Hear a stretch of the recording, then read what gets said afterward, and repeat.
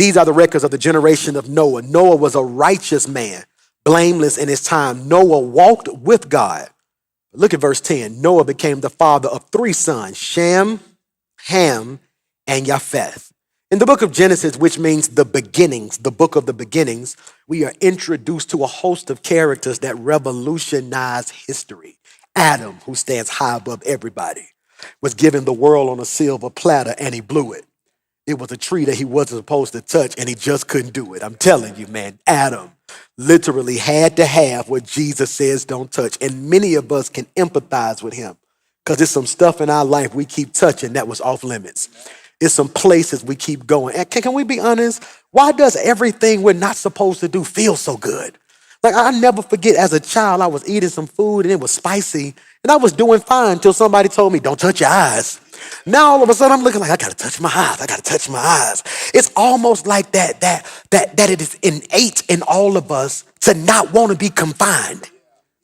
Did you catch what I just said? Here's my thinking behind it. If we're made in the image of God and God is a ruler, God embraces this privilege of being able to create whatever is in lack and to fill wherever there is a void. He's omnipresent, which means he can be what he want to be. And if I'm in his likeness, there's a part of that in me that don't like boundaries and don't like boxes, don't like labels. But the problem is being spiritually disciplined teaches me to embrace boxes, to embrace labels, to embrace the things that God is calling me to. And I want you to catch this. What do we realize about Adam that we can make applicable to our life? Put this on the screen. The choice that changed my life. Adam just had to have it. In life, your life will be the sum total of the choices you make. Hollis, I want you to jump in right here because there was a quote you said to me years ago. I hope you can remember. I'm going to try my best to quote it. You make it make sense for me. You were born looking like your parents, but you die looking like your decisions. Elaborate on that, man. So it's this idea that you share similarities based upon your nature or your nurture. You're born looking like your mom, your father because of your genetic similarities. But at a certain point, once you're on your own, you stop looking like them and your life starts to resemble the decisions that you've made. I want to ask you a question real quickly. What decisions do you still resemble? That's a strong statement. You were born looking like your parents. You can't look at me and not see Mike Sr. Now that we're in quarantine and I can't black out, all my secrets out now. I was looking young and good because I could black all this out. Now, if you can look closely, it's gray right here and it's gray right here. Anybody who knows my dad know he grays right here and right here. I look just like Mike McClure Sr., but I'm going to die looking like the decisions of Mike McClure Jr. And what I want you to understand is throughout the Bible, we see a symbiotic thread of bad decisions. Don't touch that tree. I got to touch it. And I want you to understand, what choice are you currently positioned in front of that can change your life? Oh, here comes Noah, who's making the right decision. God sees a man who's determined to do it the right way. God's way. It says right here in Genesis chapter 6, verses 9, these are the records of the generation of Noah. Noah was a righteous man, blameless in his time. Noah walked with God. That's critical. He's a righteous man, blameless in his time. Can you highlight that in the lower third right there? There it is. He's a righteous man, one, blameless in his time, two. Let's do this. I want to do this real quickly. Dre, center me. So on my left side, I want you to put blameless. On my right side, I want you to put righteous, because those are two different categories. Righteous, I'm right with God. Blameless, people can't find fault in me. Did you catch that? To have favor with God and man. See, that's what we don't do a good job of. If I got the favor of God. It's too many folk fighting about favor who people consider fools. I don't think you heard what I just said. What am I trying to get? When I was young, I didn't care who liked me. I was so wild. I didn't care who liked me. I probably owe the whole city of Birmingham, pastorally wise, an apology. I was wild. I felt like they didn't like me. I didn't care who didn't like me. I didn't need favor with no man. God loved me. I got the favor of God on my life till I realized you need people. Until I tried to get builders, they said, no, you're a little too wild for us. No, but I got favor. I got favor. I got favor. But you need to be in right standing with man too. He said to have favor with God and man. Did you catch that? Did y'all really catch that? Noah, this is critical. It's right there on your screen. He was righteous and blameless. The pursuit of every individual listening to me right now should be, watch this, favor with God and favor with man. I want heaven to speak well of me, and I want earth to love me. No, take that back, because that's not real. Because people will find fault in anything you do. I want heaven to speak well of me, and I want earth to speak well of me. They don't have to like me. See, this is what I've determined. You don't have to like me to say you're doing a good job. You get what I'm saying? Because certain people are just going to go out their way to say bad things about you. He had favor with God and man because he was determined to do it God's way. And because he did it God's way, God gave him something. What did God give him? I'm so glad you asked. A command. So many people think when they live right, they're going to get a perk. When you live right, you get a command. And how you respond to the command determines the perk. You missed what I just said right there. God instructs Noah to build an ark because it's about to rain. And I told you last week that obedience is the key. You're waiting on a miracle when God's waiting on obedience. I think a lot of you missed what I said right there. You're waiting on a miracle when God is waiting on obedience. God opening the door isn't a big thing. He does what he wants to do. Thank you, grandmama. When he wants to do it, how he wants to do it, because he's God.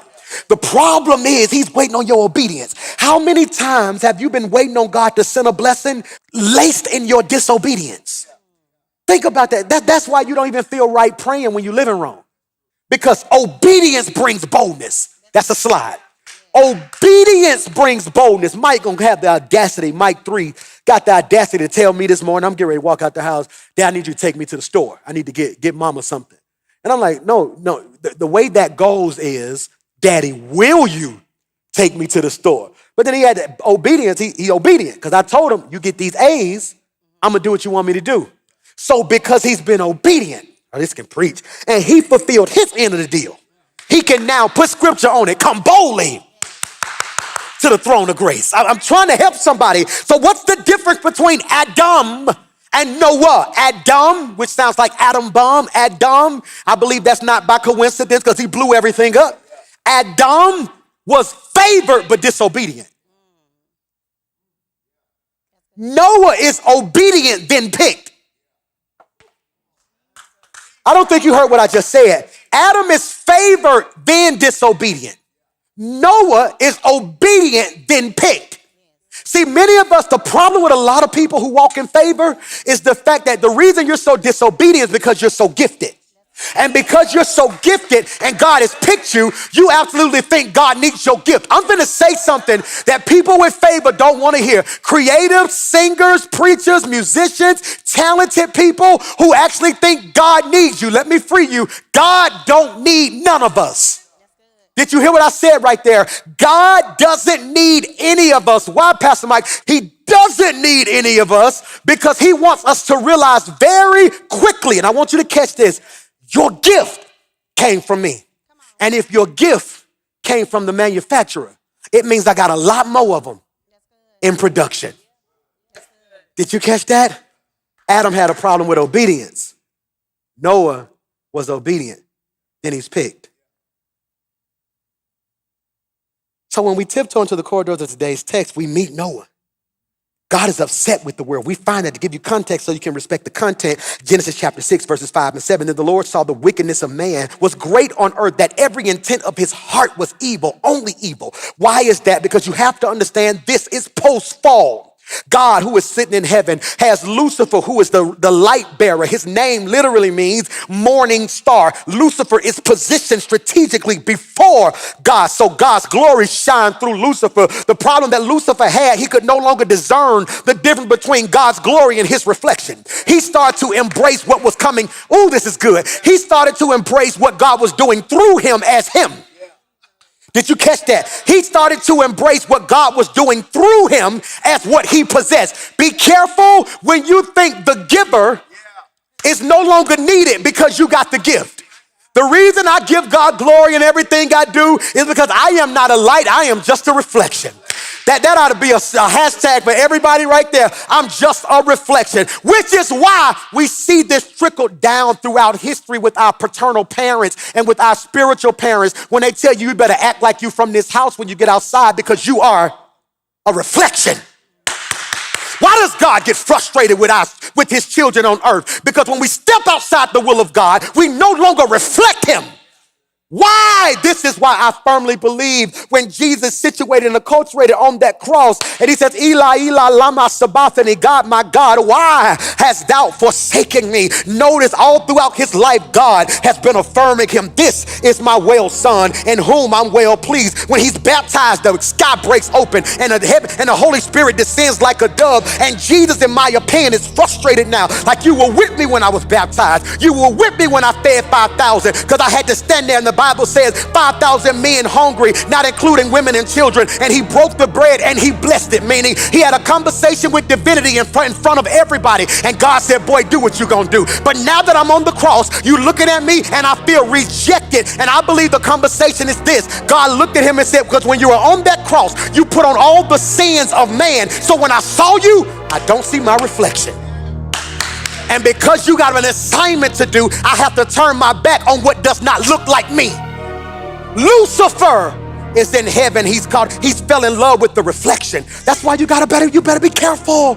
Be careful. That's critical, James. That's why when you would take me places with you early in my music career and you would let me sing in the middle of your show, you would tell me, I'm gonna do the intro, boom. You jump in and do what you do. And once I was done, I would get out the way. You wanna know why? Because even though I'm Pastor Mike Jr., if you allotted me 5 minutes within your 15 minutes, it has to be a reflection. The problem with too many people of God right now is that you are too caught up on wanting to shine when the real juice is being a reflection. I'm in the wrong church right here. They used to kill me. Do you remember that? They used to kill me. He looked too much like Vernon. Remember that? He just doing all that burning stuff. I'd rather be a copycat if I got the right cat to copy. Can I take that to 2020? I don't mind reflecting if I'm in front of the right light. Woo! I feel like having church tonight. He says, Lucifer, you got one job. You got one job. Lucifer translates to mean day star, morning star. You are a reflection. He kicks Lucifer and a third of the angels out of heaven. They collide with earth. Those fallen angels become demons. They inhabit the bodies of wicked men. Those wicked men begin to sleep with women and produce wicked families, which has wicked children. So as Noah was being righteous, his family was remaining the same while wickedness was being birthed, which is what we see in this post-Christian society. Wickedness is abound. That's critical. He's in heaven. His name is Lucifer. He falls to earth. We see in the book of Luke, he says, I beheld Satan. What does God do? Not only am I going to kick you and a third of the people who think like you. That's critical. That's one thing I know I've been frustrating my staff with lately. We've been having long talks about how you think. It's about how you think. You can spit in my face for the most part. I'm going to turn the other cheek and try my best to be a godly man, but I cannot stomach bad thinking. Y'all miss what I just said. You can get upset and say something out the way. You know, we can forgive that. But my problem is bad thinking. Because bad thinking got Lucifer and a third of the angels kicked out of heaven. Jesus Christ. I don't think you caught what I just said. Not nothing they did.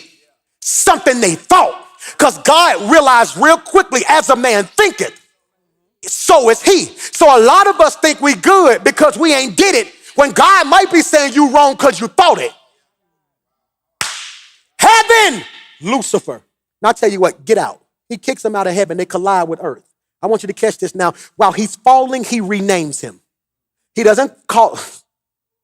does not rename him when he hits. He calls him a new name while he's falling. I think you missed what I just said. He says, no. I'm Lucifer, star, Satan, adversary. I want you to, let's do this. Am I helping anybody? Lucifer, star. Where are stars? Positioned. They're not in the sky, they're positioned. They're positioned.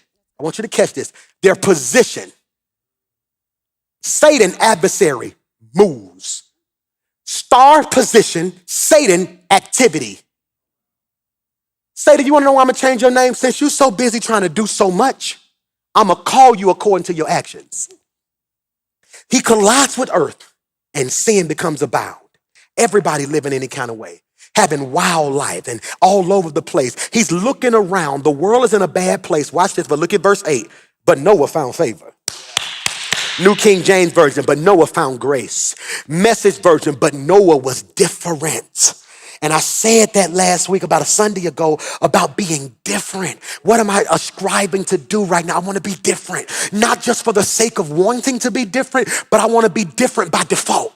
Please put that on the screen. Different by default. I'm not trying to be like, well, I ain't gonna wear suits because I want to be different. No, this is just who I am. If I want to fully embrace the wholeness of Michael. Did you catch that, Aisha? Fully embrace the wholeness of me.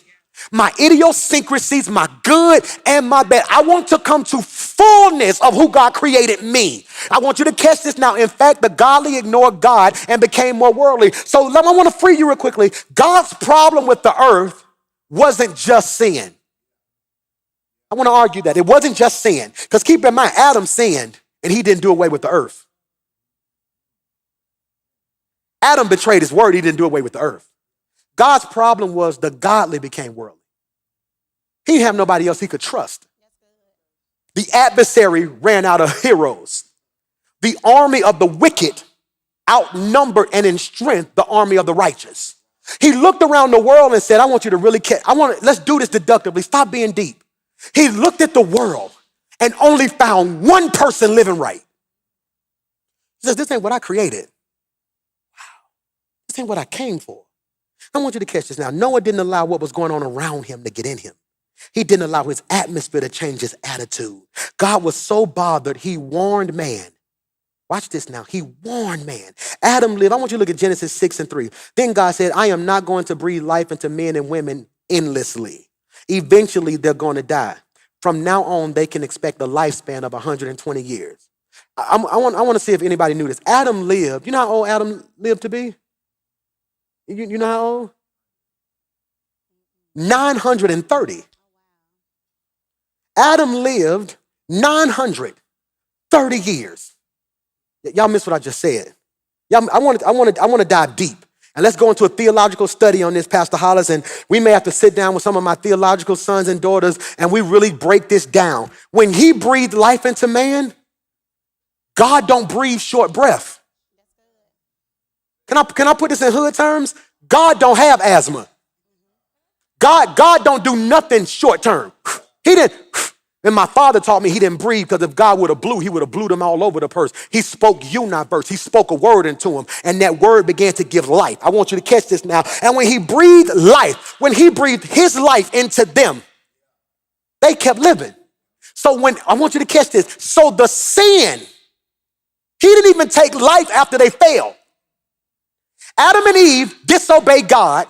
And God says, you know what? I got to kick you out the garden, do so. But boom, I'm going to keep letting you live because eventually you'll get it right. I'm going to give you grace. By this point, he realizes this is out of control. So what does he do? Everybody is so caught up on the flood, they don't realize we lost life. Everybody watching me today, and everybody in this room is being impacted by that decision right now. The reason we can't live to be 200 is because of the decision that was made, the choice that changed everything. Look at what he says. It's right there in verse 3. Eventually, they're going to die. From now on, they can expect a lifespan of 120 years. Their evil had got so out of control, he had to put a cap on how long they could be here. Jesus Christ. I don't think y'all hear me. Look at the NLT version. Then the Lord said, my spirit will not be put upon humans for such a long time, for they are only mortal flesh. In the future, their normal lifespan will be no more than 120 years. God said, I'm taking my spirit because they didn't listen. David found himself sinning and said, forget that. Restore to me. Whatever you do, don't take your spirit from me. Do that make sense now? I know I got some issues, but don't take your spirit from me. Psalms 51:10 and 13. I'm having good church today. Create in me a clean heart, O God, and renew a steadfast spirit within me. Do not cast me away from thy presence. Please don't take your spirit from me. Restore to me the joy of thy salvation. Sustain with me a willing spirit. Look at how many times spirit is listed in that one phrase. I'm going to read it again. He said, a steadfast spirit, your Holy Spirit, a willing spirit. I want to be different. I want to be favored with God and with man. That's critical. Noah was a righteous man. I want you to catch this. This brother stayed close to God. And if I can leave you with anything today, I want you to realize that your relationship with Christ is way more important than you think. Way more. It's deeper than daily devotion. It's deeper than Sunday attendance. It is a matter of life and after death. I don't think y'all caught that small nuance. It ain't a matter of life and death. It's a matter of life and after death. Because after death, we're going to have to make an account for what we're doing. Noah was righteous. Now put this in your notes. Are y'all taking good notes tonight? Right versus righteous. And anywhere y'all want to jump in, feel free to jump in because there's a difference. Noah wasn't right. He was righteous.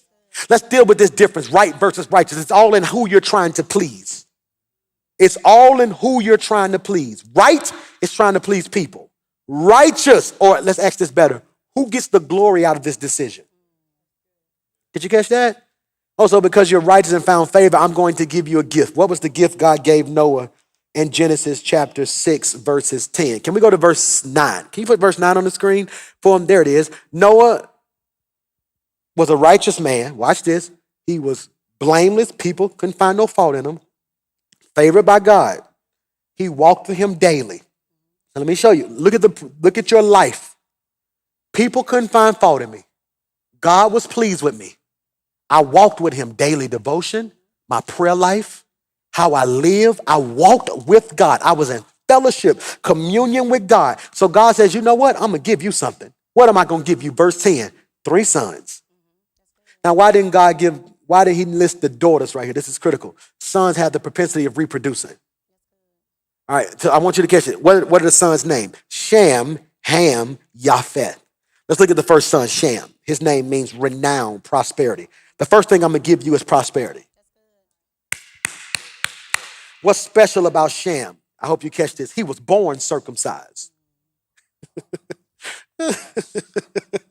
He was born circumcised. Shem was one of the 8 righteous men mentioned in Genesis who was allotted a portion of this world and the world to come.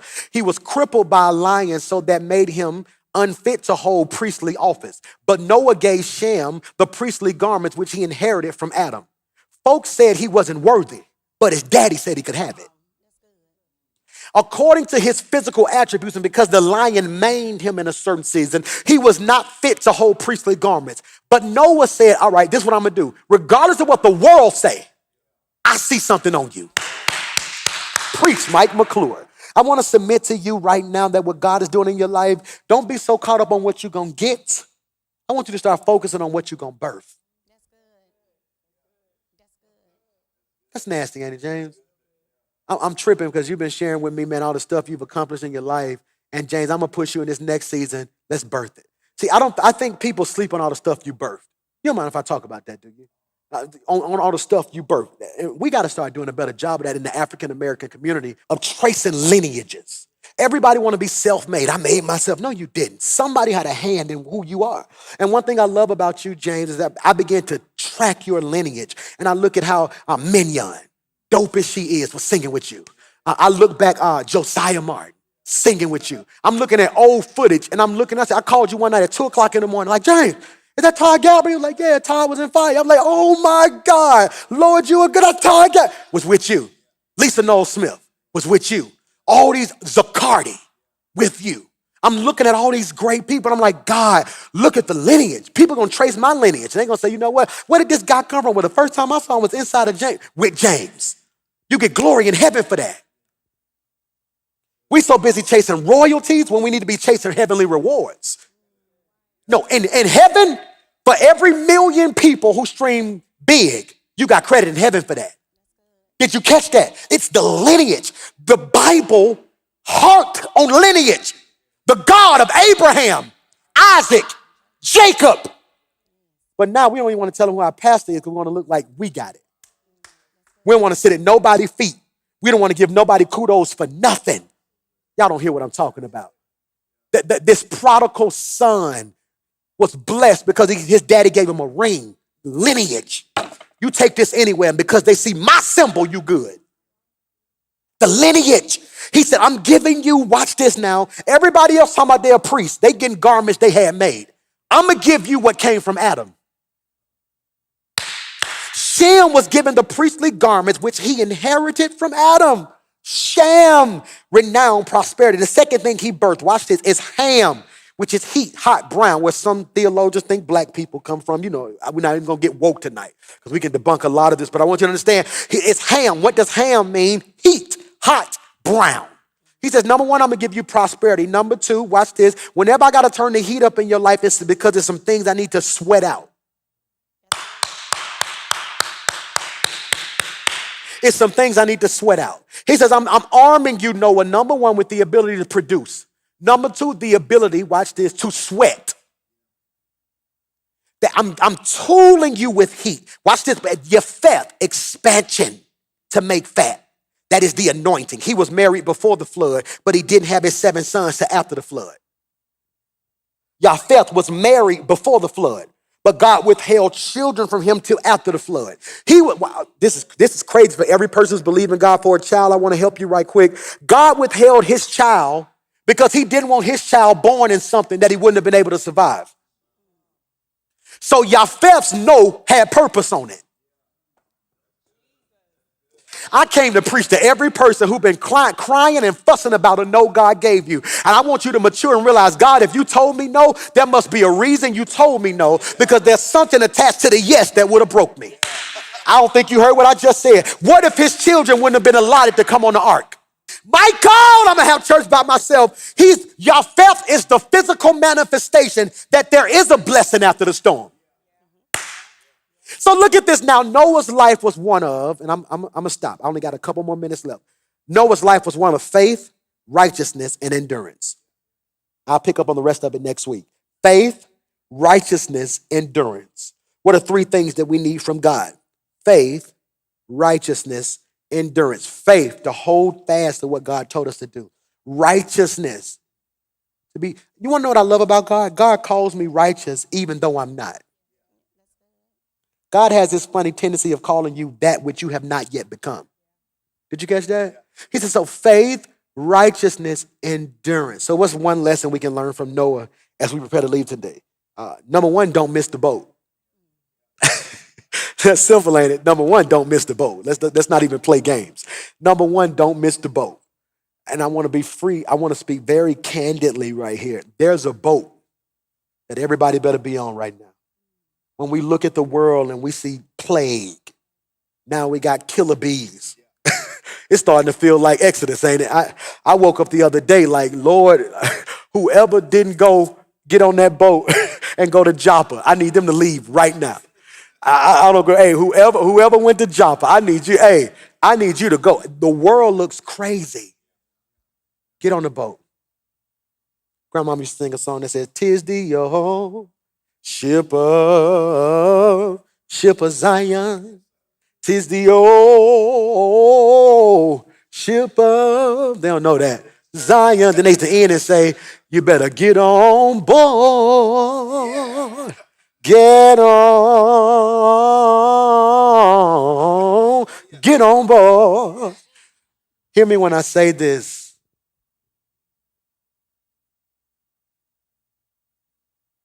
Tomorrow ain't promised. That's real, ain't it? Tomorrow ain't promised. Your pastor can get sick tomorrow. Favor don't block you from sickness.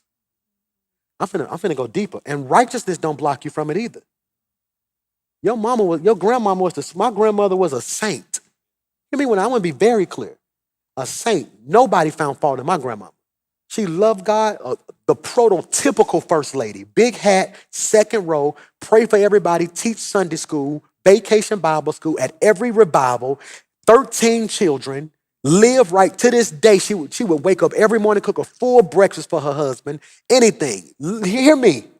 And just suddenly died. Don't miss the boat. Number 2, remember that we're all in the same boat. We're all in the same boat. Number 3, we're going home. Plan ahead. Plan ahead. He says, Noah, it's about to rain. It wasn't raining when Noah built the ark. That's important. Had Noah waited till the first drop to start building, he would have drowned. I want to argue that many of you are waiting to build what you should already be planted. I can't wait till my spiritual son church gets started. I can't wait. I cannot wait. I cannot wait. But the blessed part about it is by the time the world hear it, it's already built. Infrastructure already built. Systems already going. Volunteers already recruited. Plan ahead. Number 4, stay fit. Stay fit. Stay fit. When you're 600 years old, keep in mind Noah 600. When you're 600 years old, someone may ask you what you're doing. You got to keep in mind, you got to be in a certain place to carry the assignment God's given. Did you catch that? Number 5, don't listen to critics. Just get on with the job. When you're building anything significant, it's going to attract critics. I was tripping the other day because I was in the studio. I have a small studio at home, and I was in my studio working on some music. And outside the studio is where my dog is, like a little porch or whatever. So my dog was right there, and we normally feed him right there. So I told the boys, I asked the boys, have y'all fed the dog today? They said, no. So I said, well, get out there and feed the dog, all right? The moment they opened my door, all of these moths bum rushed the room. I'm mad now. Moths, everything. I'm trying to figure out what happened. I left the light on. It was dark outside, and I left the light on. And because I left the light on, the moths and flies and gnats went to what was shining. Well, it must be something. I'll never forget, I got depressed one day because somebody said, it got to be something wrong with that pastor from the rock because people are always talking about him. And I used to be like, is there something wrong with me? And the Holy Spirit said, no, don't get mad because the light ain't on everywhere. They attracted to light. Y'all, I'm in the wrong church. I'm in the wrong church today. Number 6, build your future on high ground. Build your future on high ground. Number 7. No, go back to number 6. I want to talk about the danger of living low. The danger of living low. If you're too low, you're going to be submerged by what's coming. Why do you think you hear people say, take the high road? That's rich. Number 7, speed isn't everything. Speed isn't everything. Had Noah tried to build that boat fast, it probably would have left something out. He built it right. One of my sins has been going fast. I've always wanted to get it. But every time I've moved fast, something important got left out. Am I helping anybody? I want to say this to you. Can we speak from a pragmatic standpoint? The snail is on the same boat with the cheetah. Now, even though the cheetah got there on Monday, the boat wasn't going to leave till 2 snails showed up. Just because they get there first don't mean you ain't going to get there. I'm teaching today. I promise you I am. Hear me when I say this. All right, number 8, when stressed, float a while. Oh my God. No way in the boat is there an engine.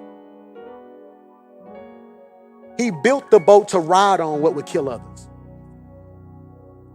That speaks to everybody who's trying to possess power with no patience.